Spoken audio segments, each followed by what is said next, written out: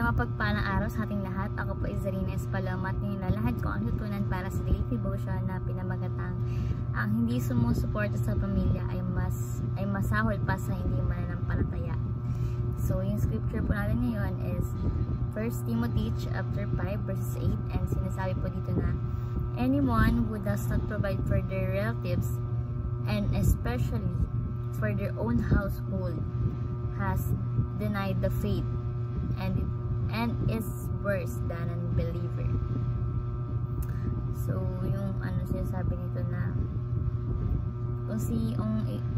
kung hindi ka tumulong sa pamilya mo, sa magulang mo, mas masawal ka pa daw sa hindi mananampalataya.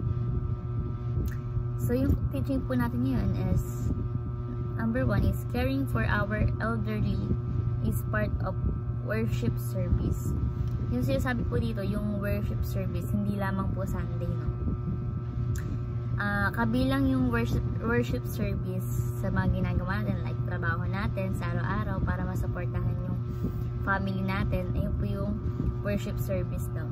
Yung mga mahal natin sa buhay is nabibigyan natin ng pangailangan nila, no? Especially yung family natin, mama and papa, yan po. Yung pag-aaruga rin po sa kanila is part of worship service, no? So, sa pamamagitan nun, natutuwa si Jesus sa mga tao nagsusuporta para sa kanilang mga magulang.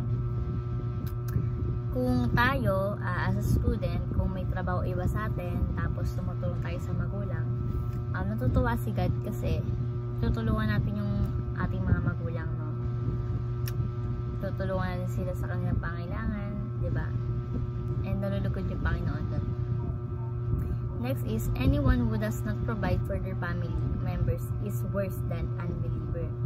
So, sinasabi ito, yung mga hindi nagsusuporta sa kanyang pamilya, kung hindi mo sila masusuportahan o susuportahan, para mo na rin tinalikuran yung pananampalataya, no? Para mo na tinalikuran yung pananampalataya mo kay Jesus Christ. And sinasabi ito na mas masahol ka pa sa hindi mananampalataya, no? Pag hindi mo sinuportahan yung family mo, diba? Ayun po yung sinasabi na anyone who does not provide for their family members is worse than unbeliever. Next is God cares for the widows by blessing their children with opportunities. Sinasabi dito na si God, mahal niya yung mga taong tapat sa kanya, no? Yung tapat kay Jesus, mahal na mahal ni Jesus Christ yun. And malambot yung puso ni God sa mga taong sa kanya lumalapit, no? Imbis na may problema ka, imbis na lumapit ka sa masama or kumapit ka sa patalim, mas pipiliin mo lumapit sa kanya, no? Mas pipiliin mo magtiwala sa kanya dahil si God alam niya and matutulungan niya tayo. And isang dahilan kung bakit pinagpala ka ni God ay para matulungan mo yung miyembro ng pamilya mo. Hindi lang isa, dalawa, kundi lahat, no? Lahat sila or lahat ng mga miyembro ng pamilya mo is matulungan mo. So, dun ka pagpapalain ni God. So, bilang application is number 1, parents, be wise in your financial decisions. So, sinasabi po dito na para ito sa mga parents, no? Kung ikaw, malakas pa, like 30s, 40s, 50s, no?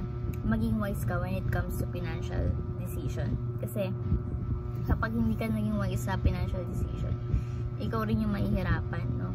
Parang, lahat ng member ng pamilya mo or lahat ng anak mo is mahihirapan kapag hindi ka naging wise pagdating sa financial decisions, no? At hindi tayo magiging burden in the future ng mga anak natin. Ito po yung sinasabi dito. Next is, children provide for your needy parents. Kung nauna is para sa mga magulang, ito naman po ay para sa mga anak. So, wag natin kalimutan magbigay, no?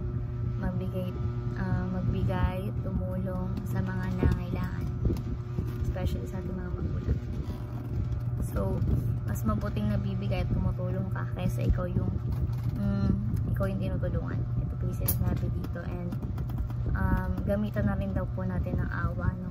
Yung pagtulong tsaka pagbibigay, gamitan natin ng awa. Then habag sa biyaya ni God.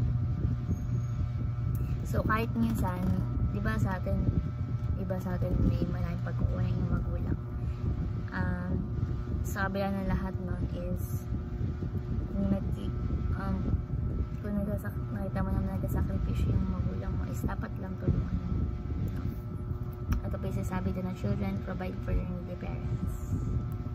And lastly is everyone, including the church, put your religion into practice. So sinasabi dito na kung ikaw ay naniniwala ka sa Diyos, kung ikaw ay mayroong Diyos sa buhay mo, kung siya lang yung inaano mong sinasamba mo, no, put your religion into practice, no. Huwag kang maging mabuti sa harap lang ng church, no, pero pagdating sa family mo is madamot ka, bali wala rin.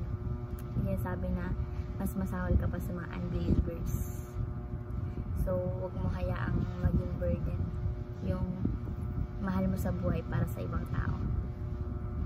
So pati yung church, ito yung pinaka social safety net, sinasabi ni Pastor Russell, no, na kapag wala nang tumutulong dun sa balo na sinasabi, yung church na mismo yung tutulong at lalapit, kasi yung church may mission na pinaglalaanan para sa budget. Ito yung sinasabi na, and church ang gumagawa niya, no? Kung ikaw na lang is wala nang, kumbaga na wala ka nang maasahan, wala ka nang magulang, sarili mo na lang, church po yung gagawa niya, no, para tumulong sa inyo. So everyone, including church, put your religion into practice. So ngayon, devotion, matutunan natin na huwag tayong maging maramot pagdating sa ating mga magulang, no? Kumbaga, hindi naman talaga obligasyon na after natin graduate or magkaroon ng work is tayo na yung tumustos sa kanila. Kundi, kumbaga, magbalik tayo ng kabutihan para sa nagawa nila sa atin.